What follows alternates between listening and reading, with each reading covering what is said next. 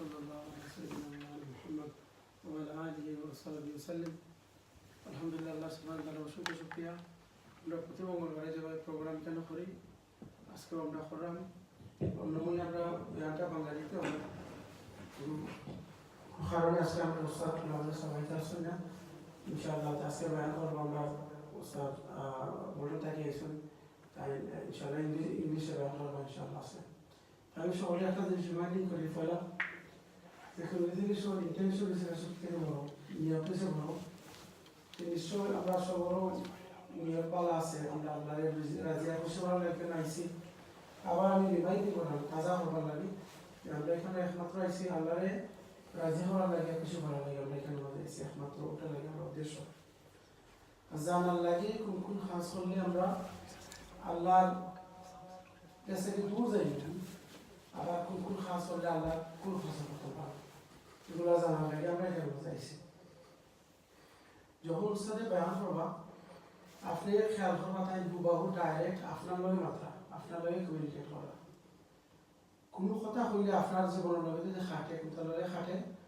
বা আপনার মাঝে এটা আমল না থাকে আপনি খেয়াল করবা যে আমার কোনো কথাই এটা আমার লাগেও আমি এটা কীভাবে এটারে আমলের মাঝে আমি আনতে পারি ওটা খেয়াল করবা এই খেয়াল করবা না যে এই ব্যায়াম এটা আমার লাগে না এটা আমার ফ্রেন্ডের লাগে আমার কুটুমের লাগে অমুকের লাগে এরকম কোনো ঠিক করবে না বরং আল্লাহ সুবহানাহু ওয়া তাআলার শুকরিয়া আদায় করবা যে এই যে গুনাহ হতা হলা এই গুনাহ খাসা আমি করাম না আল্লাহ আমাকে হেফাজতে রাখছেন আলহামদুলিল্লাহ আল্লাহ শুকরিয়া আদায় করেন আল্লাহ আরও ব্লেসিং দিবা আরও বরকত পাইতে থাকে যে মেসেজ দিব আপনি এই মেসেজ পাইয়া আনলে আপনি আমল করবা আর আপনি অন্যর কাছে না ফসাইবা চেষ্টা করবা অন্যজনের কাছে ফসাইতা সেটা বলুন অন্যজনের কাছে ফসাইতা এই দুটো আমল করেন ইনশাআল্লাহ আপনি ওইটা থেকে সওয়াব পাইবা যতজন হয়েছে এটা পাস হইব আপনি সওয়াব পাইবা আর আপনার সাথে এটা পাস হয়েছে তো বয়ানোর ফলে জিকির আরম্ভ হইব জিকির হলে আমি কইলে কীভাবে জিকির করুন কিতা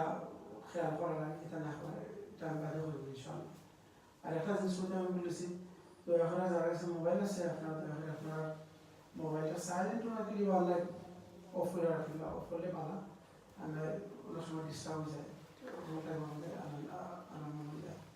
ইনশাআল্লাহ আমরা টাইম আমি শুরু করবো ইনশাআল্লাহ আসসালামু আলাইকুম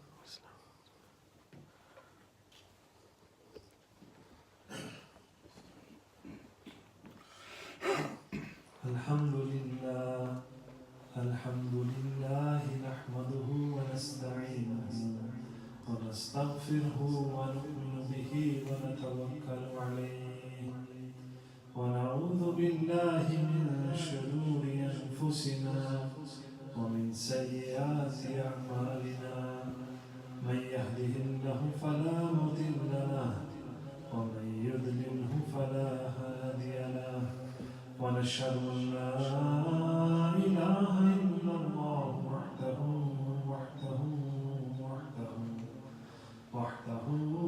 لا شريك له ونشهد أن سيدنا ونبينا محمد رسول الله صلى الله عليه وعلى آله وأصحابه وسلم أما بعد فأعوذ بالله من الشيطان الرجيم بسم الله الرحمن الرحيم ياسين والقرآن الحكيم إنك لمن المرسلين آمنت بالله صدق الله العظيم اللهم صل وسلم وبارك على سيدنا محمد وعلى آل سيدنا محمد وعلى أصحاب سيدنا محمد وبارك وسلم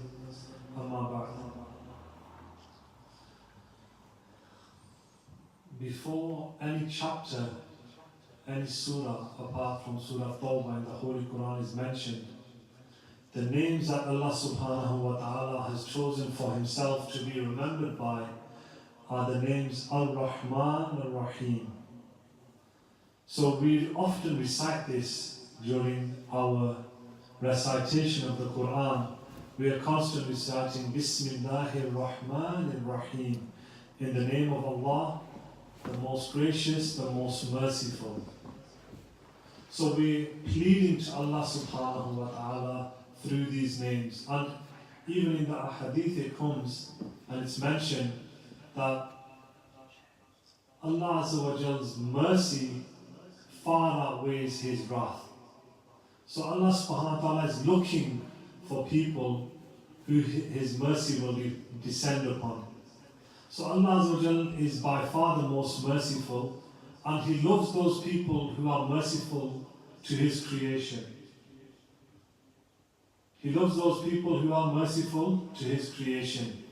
Therefore, myself and yourself must now take this attribute of Allah Azza wa Jal and show mercy to people in our localities, to people around us, to our families, and even mercy to ourselves. It's mentioned that many years before, even now maybe still a custom, but in the Turkish lands, some brothers have travelled to Turkey now, and the brothers are mentioning that because of the extreme heat in the summer, they have certain fountains and certain pillars where people put water into and put bread and these kind of things, so that the animals, the cats, the dogs, the stray animals on the streets, they come to these places and they quench their thirst. So this is a way that the Turkish people have decided to show mercy on the creation. And even in the previous times as well, it's mentioned about one Khalifa that what would happen was that in the snow or in the winter period, when there would be no fruit, because if you imagine, when snow is covering the ground, when there is snow on the ground, the birds and the animals that fly are they can't go into the ground and take food from out of the ground. So what would happen was certain people would be instructed and they'd be told, go out and take this bread and spread it out onto the fields and onto the trees and onto the land so that the birds can feed. Imagine. Just try and imagine this as an act of mercy that the Ummah of the Prophet ﷺ and these things would be carried out. So this is why even with the awliya Allah subhanahu wa ta'ala, with the friends of Allah, with the pious and righteous, with these people, they are very much loved not just by human beings, but also by the animals and the birds and the fish and everything in creation loves these. Because it's mentioned in a hadith, when Allah subhanahu wa ta'ala loves a person, what does He do? He instructs Jibreel alayhi salam. He says, "Oh Jibreel, I love such and such a person, you love him too." And Jibreel alayhi salam then goes to the angels of the seventh heaven and all the creation there. And he says, Allah subhanahu wa ta'ala loves such and such a person.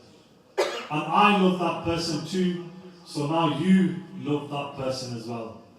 And then the command descends through all the heavens, one by one, until it descends onto the earth. And that person who Allah subhanahu wa ta'ala loves, the love of that person is put into the hearts of the people and into the hearts of creation as well. So Allah Azza wa Jalla is by far the most merciful. He is the most oft forgiving. And we can also say that one of the reasons is His mercy that one of the reasons before we recite Bismillahir Rahmanir Rahim before we recite the surahs of the Quran, one of the reasons we can also say, or one of the reasons that's mentioned, is because what a person is about to read in that particular surah, because if we look at certain surahs of the Quran, even Rasulullah sallallahu alaihi wasallam, when they were asked why their hair had gone grey in their beard, they mentioned that certain surahs have descended, and because of the fear that the Prophet sallallahu alaihi wasallam had for his ummah, his blessed hair even changed colour. So why do we recite? One of the reasons we can say is that we recite the names of the most merciful, the most gracious, the most oft forgiving.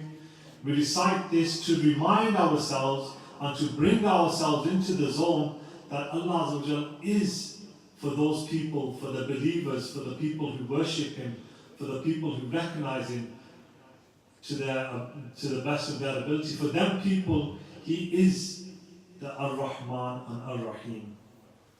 Even, look, it was mentioned in the hadith, this is a waqia that's mentioned as well, that there was an animal that Rasulullah sallallahu alaihi wasallam would often take out on expeditions with them. It was a camel.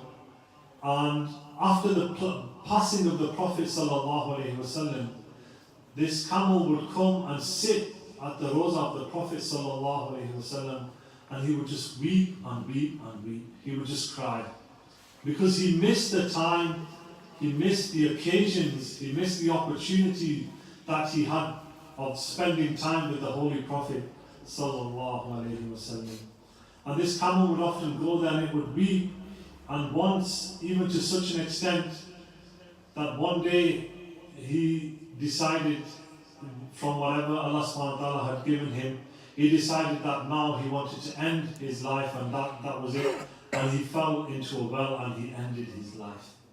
This is the attachment, because Rasulullah sallallahu alaihi wasallam was the mercy for all creation, not just for one individual, not just for a group of people, not just for the whole humanity, but the humanity included jinnat, angels, every creation, everything that's ever existed. Rasulullah sallallahu alaihi wasallam was a mercy for that, even to these animals.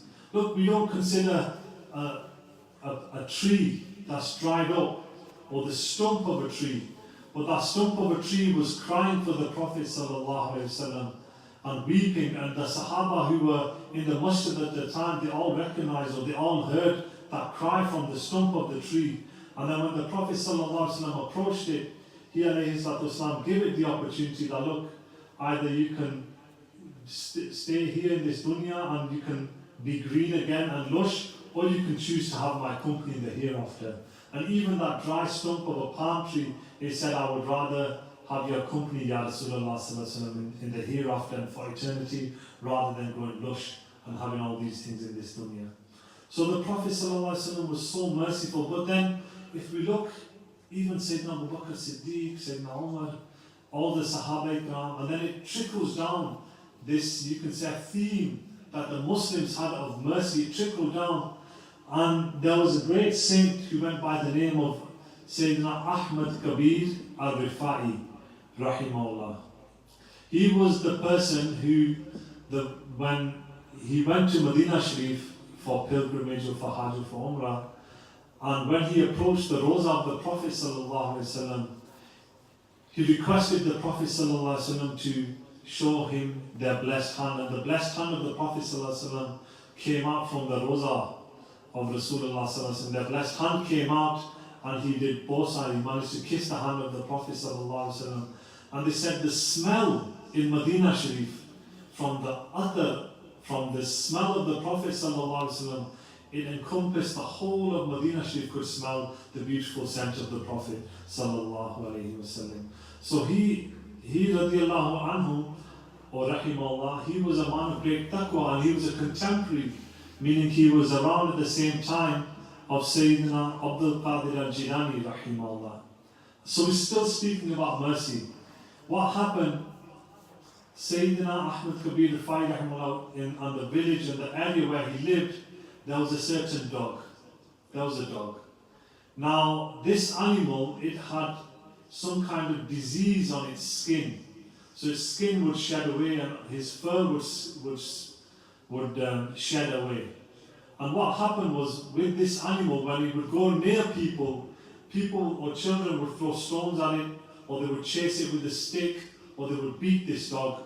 So he spent his whole life with this skin disease, but at the same time, he was ostracized from society as well. So this dog, Allah subhanahu wa ta'ala put the mercy in the hearts of the believers. What Sayyidina Ahmad Kabir al-Rifa'i rahimahullah, he was known and recognized as a great saint and a man of Allah subhanahu wa ta'ala. He took the dog and he went into a secluded area. He went to a secluded area, and in that particular area, he sat, and every day he would wash the dog, he would apply ointment on his skin, he would care for the dog. And eventually what happened was the dog's skin or his fur began to grow back, and the disease that he'd been afflicted with, it went away. And when Sayyidina Ahmad Kabir Rifai Rahimahullah, when he went back and he came back amongst the people, all the people felt a great shame in their hearts that look, this was a creation of Allah Azza wa Jal. This was a creation of Allah Subhanahu wa Ta'ala. We treated it in such a way. So mercy doesn't look, Allah Subhanahu wa Ta'ala doesn't just show mercy to human beings or just to believers. Every single creation is being shown mercy. And all the other creation, apart from human beings and jinnat, illa mashallah, they all recognize the mercy of Allah Subhanahu wa Ta'ala. They all recognize this. And they appreciate this at the same time. So if we look, again, speaking about the first 10 days of Ramadan, what are they? We begin with the days of mercy. The life of the Prophet ﷺ was a mercy to all creation. The beautiful attributes of Allah subhanahu wa ta'ala are all revolving around the mercy of Allah subhanahu wa ta'ala. So if we look at these 10 days that we've now entered, the 10 days of Dhul Hijjah, if we look at these 10 days, truly these are days that we can take great lessons from. And these days we can use to trigger ourselves and to really become pious servants of Allah Azza wa Jal, or to try to attain the piety of the prophets and of the Anbiya. And remember, piety only comes through sacrificing. Piety and righteousness and God consciousness and the closeness of Allah Azza wa Jal only comes through a person sacrificing. What do we mean? So let's say, for instance, a person fasts, or the person is fasting on the 9th of Arafah during the days of Dhul Hijjah. That person has the ability to go away and to eat, he has the ability to drink, but he is holding this within himself, and he's fasting because he knows that through this act of fasting, Allah Azza wa Jalla is going to give me more of a reward. So when his sight is set on a greater reward, the fasting seems menial, it seems very simple, very easy for that person. But again, the person is sacrificing. He's sacrificing his hunger, he's sacrificing his desire. Again, sacrifice. In Tariqa Muhammadiyah, in the path of the Prophet ﷺ, one of the very first organs that we taught is to control the tongue. So the tongue is told to be controlled. So the person goes away for 30 days, they're practicing. What that person is doing is he's sacrificing himself, his nafs. So the opportunity to speak ill about somebody is there, or even the opportunity to speak behind someone's back is there. The opportunity is there. But what happens is that person does not take the opportunity, he sacrifices his own desire, and in return for the desire, Allah subhanahu wa ta'ala grants him an even stronger portion of Iman.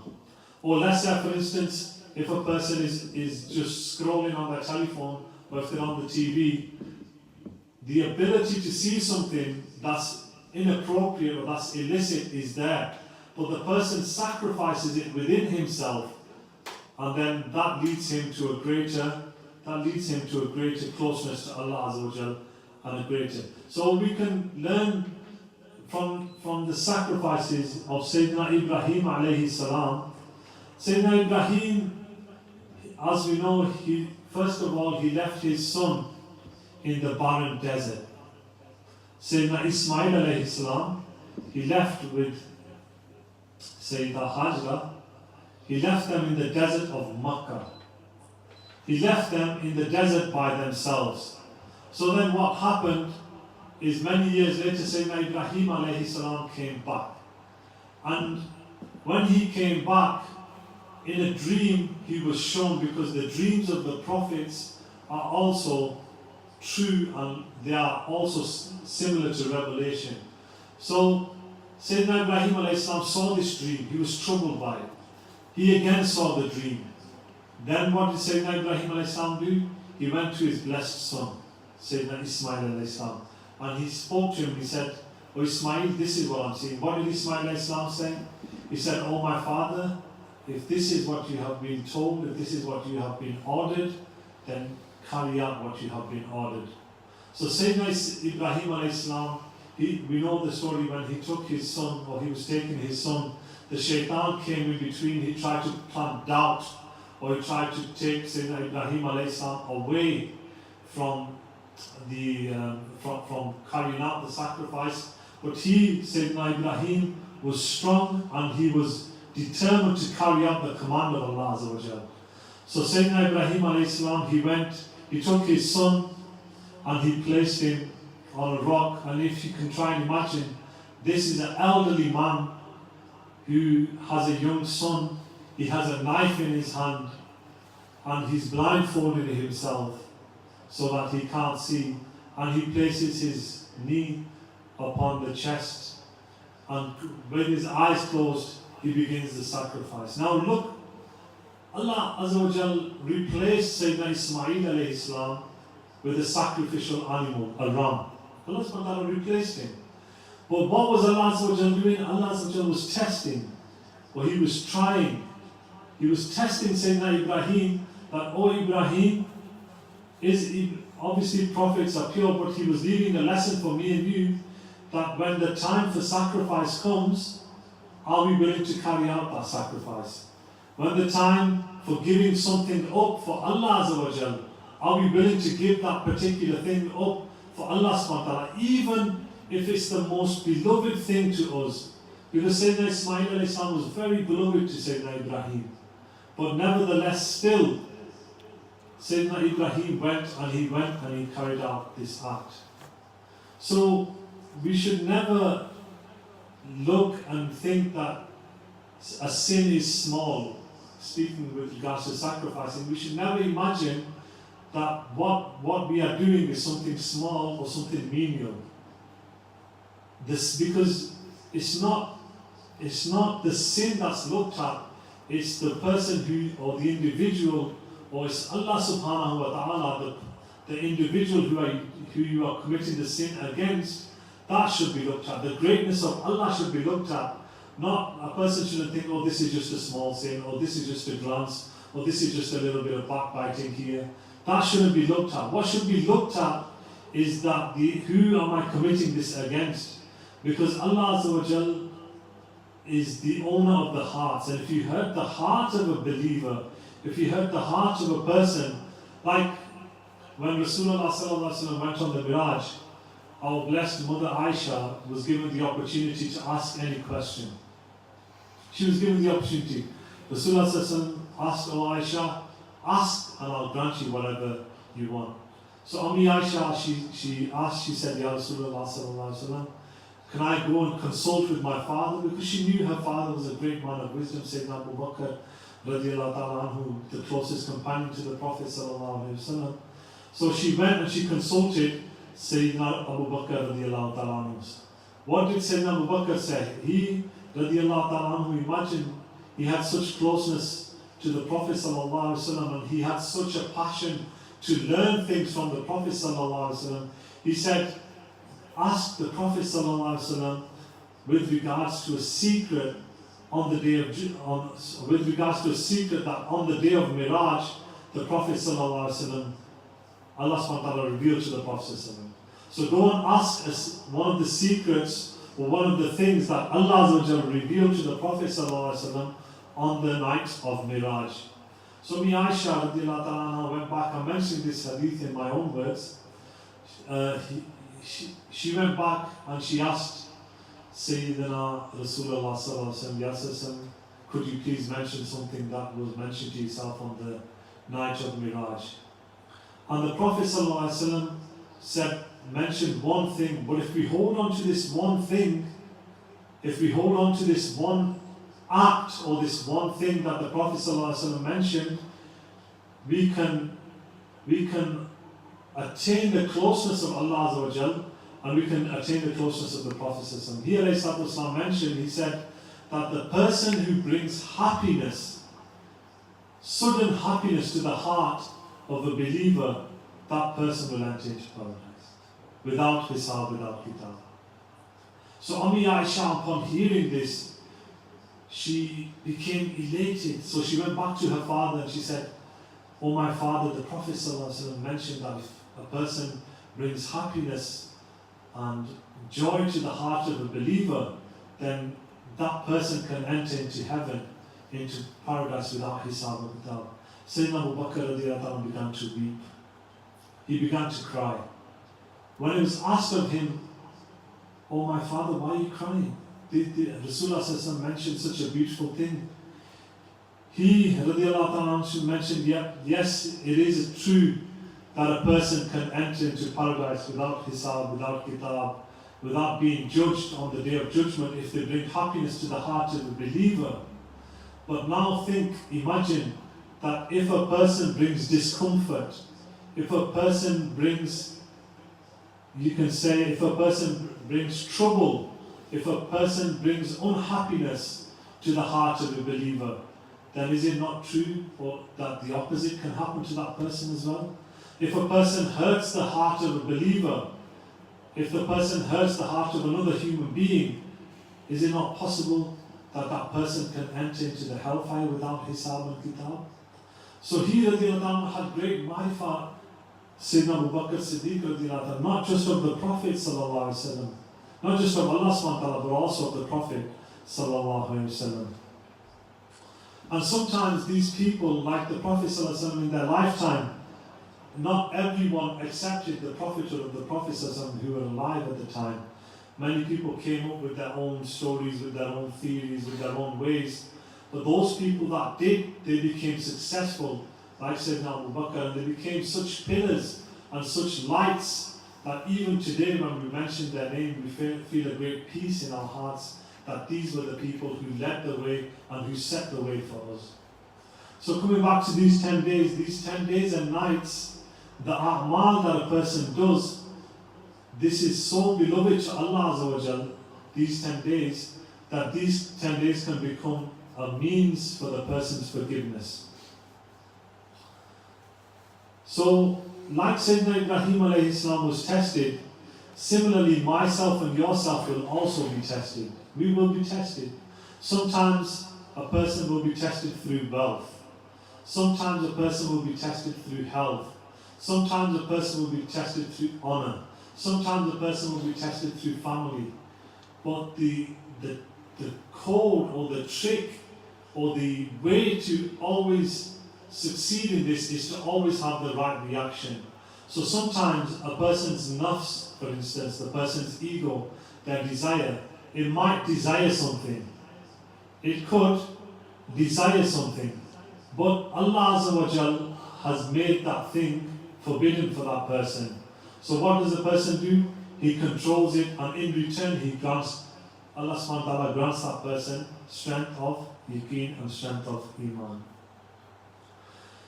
So these 10 days, so if a person really wants to become the friend of Allah Azza wa Jal, really wants to have a life-changing 10 days, then they are told and they are asked that they need to build themselves a habit. Every individual needs to build a habit. So whether that's through the night, waking up for worship. So when a person wakes up at night, they wake up, they do wudu, they stand in front of Allah subhanahu wa ta'ala, they can pray Salatul Tasbih, they can pray other salahs, they can pray the Salat of Tawbah, they can do the Muraqabah of Dua, they can do the Muraqabah Muhammadiyah, they can do the Muraqabah of Ascension. So all these different types of remembrance they can do. And really the person himself is the one who benefits from these 10 days. Allah subhanahu wa ta'ala never benefits from the worship of a believer or the worship of believers. So really, the remembrance of Allah subhanahu wa ta'ala in these 10 days is something that's regarded as a great amal and a great way. So in these 10 days a person can really rejuvenate themselves and come back to the path of the... If for instance a person has stopped performing their zikr, their azkar that they've been told that help a person to purify themselves. If they've stopped these, then these 10 days is the time to now start the zikr and those azkar again. If a person has fallen into sin, whatever that sin is, if a person has picked up a bad habit, if the person has, for instance, become ghafil, has gone into heedlessness of Allah subhanahu wa ta'ala, these 10 days really are there to kickstart an individual and to start worshipping Allah Azza wa Jal and to start praying to Allah subhanahu wa ta'ala again. But as it was mentioning a little bit earlier on with regards to the sins, especially in these 10 days, a person should try to refrain from all these different types of sin, even to the extent where many people suffer from falling into looking at ghair mahram, looking at illicit things, whether that's on the phone. I mean, it's all around now, especially in today's society. If we look around us on the television, even if a person wants to watch something like the news, again something like this will come on the TV. If a person is on their phone for a short period of time, again something like this comes on. If a person is out and about with their family, again on the billboards, so it's all around us, it's surrounding us. It's completely surrounding us, we're completely surrounded by this. But what that person should really think is that it's not just themselves that they're damaging, because what happens is when a person lets their nafs have free reign over themselves, when the ego does exactly what it wants to do, then that can become very detrimental for the human being, because Allah Azza wa Jal has hidden His pleasure in good deeds. Remember, whatever good deed a person does, Allah subhanahu wa ta'ala might make that good deed as a means of his salvation on the Day of Judgment. And it could be something very small as well. It could be a simple small deed. But at the same time, Allah Azza wa Jal's wrath and the punishment of Allah subhanahu wa ta'ala is hidden in the bad deeds as well. So, going back to the sins of the eyes, there was a Sahaba or a Sahabi of the Prophet sallallahu alaihi wasallam. He was a young Sahabi, his name was Sulayba. Hazrat Sulayba. Now, Hazrat Sulayba, at the time of the Prophet ﷺ, what would happen was there would be some young companions and they would live or stay just outside the quarters of the Prophet ﷺ, outside the Masjid al-Nabawi, and they would wait just in case the Prophet ﷺ had a message for them, so that they could be message carriers and they could go. So if the Prophet ﷺ wanted to, let's say for example, call somebody from a different part of Medina Sharif or from a different town, or they wanted to deliver a message to someone, these individuals, these young children or these teenagers would be given the message and then they would go out and deliver the message. So he was one of those amongst these young companions. So Sayyidina Sulayba radiallahu ta'ala, he went one day and the Prophet asked him to go to a different part of the town, a different part of the city, and delivers a message. And Sayyidina Sulayba, he went out, and the time passed, the day went, the night passed, and Sayyidina Sulayba hadn't returned. So after maybe a day or so, the other companions, they began to think, where is Sulayba? So they went to the Prophet ﷺ, and they said, Ya Rasulullah, we haven't seen Sulayba for so many days.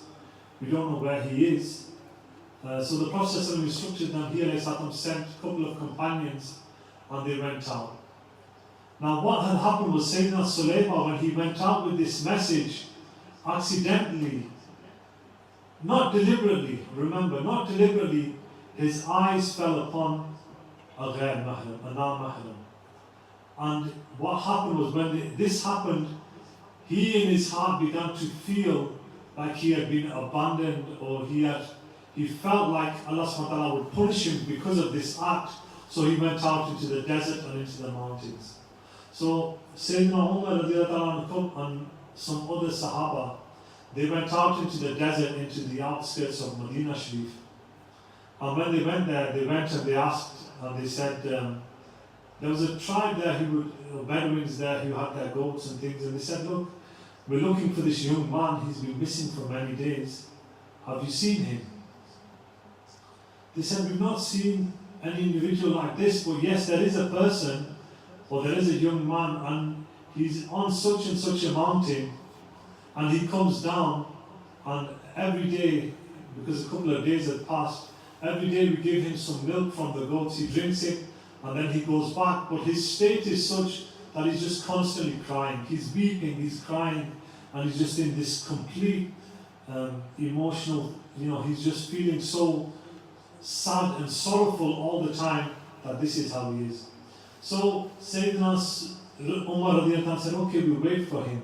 So that night they waited for him, and Sayyidina Sulayba radiallahu anhu, he came down from the mountain. As he began to drink his milk, Sayyidina Umar and the other companions, they approached him, and immediately he tried to flee, he tried to run away. As he tried to run, the companions grabbed him and they said, Sulayba, what's wrong?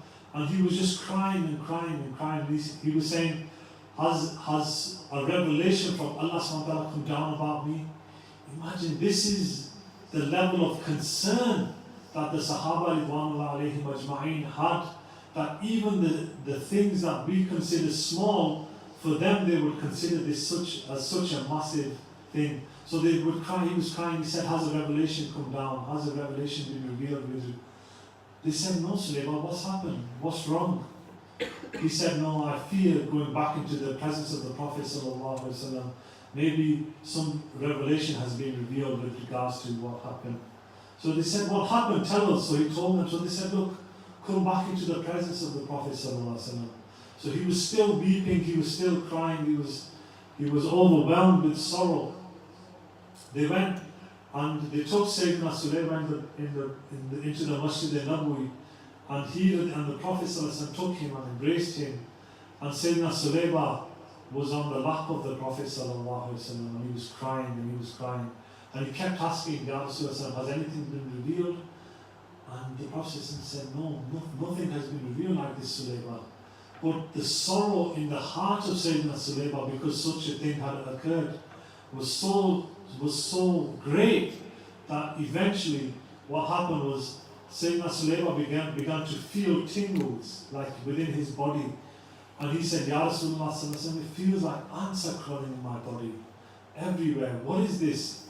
And the Prophet said, oh Sulayba, this is death. This is death. And then in the lap of the Prophet Sayyidina Israel came and took the soul of Sayyidina Sulayba.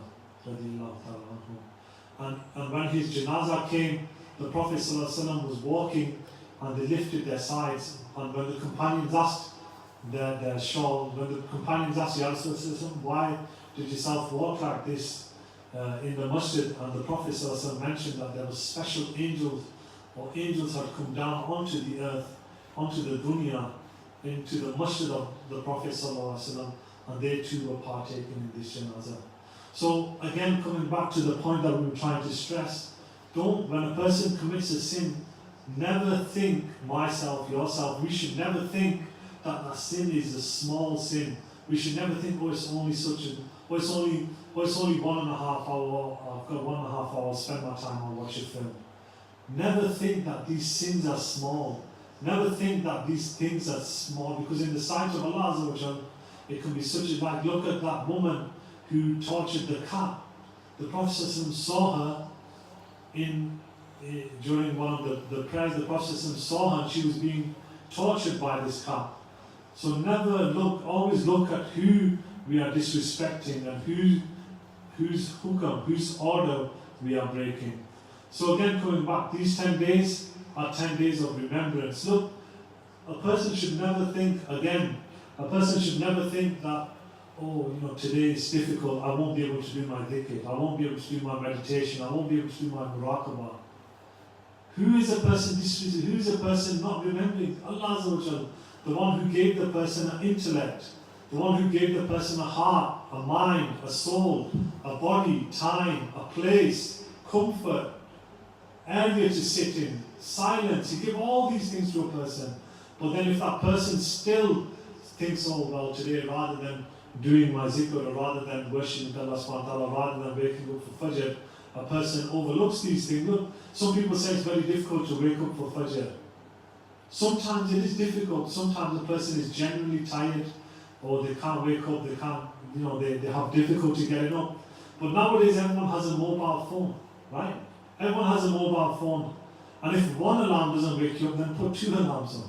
If 2 alarms, then put 5 alarms. If 5 can't wake you up, put 10 alarms on. There's no limit as to how many alarms you can put on your telephone. So we should always think of these things beforehand, and a person should really try to use wisdom. So Rasulullah ﷺ told us about these 10 days, and coming back to the point about the hearts of people, Allah Azza wa Jal, or Sayyidina Mawlana Jalaluddin Rumi Rahimahullah, he was a great pious saint. They call him Mevlana, he's called in Turkish, Mevlana. And he, radiallahu ta'ala anhu, rahimahullah, was a great wali of Allah subhanahu wa ta'ala, but he said something that really resonates in a person's heart. He said, look, everyone's going to die.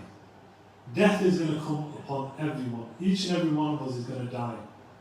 There's no doubt in that. He said, but along the way, remember never to break a human being's heart. Because the heart is the tool or the system that a human being uses in order to connect to Allah Azza wa Jalla. And speaking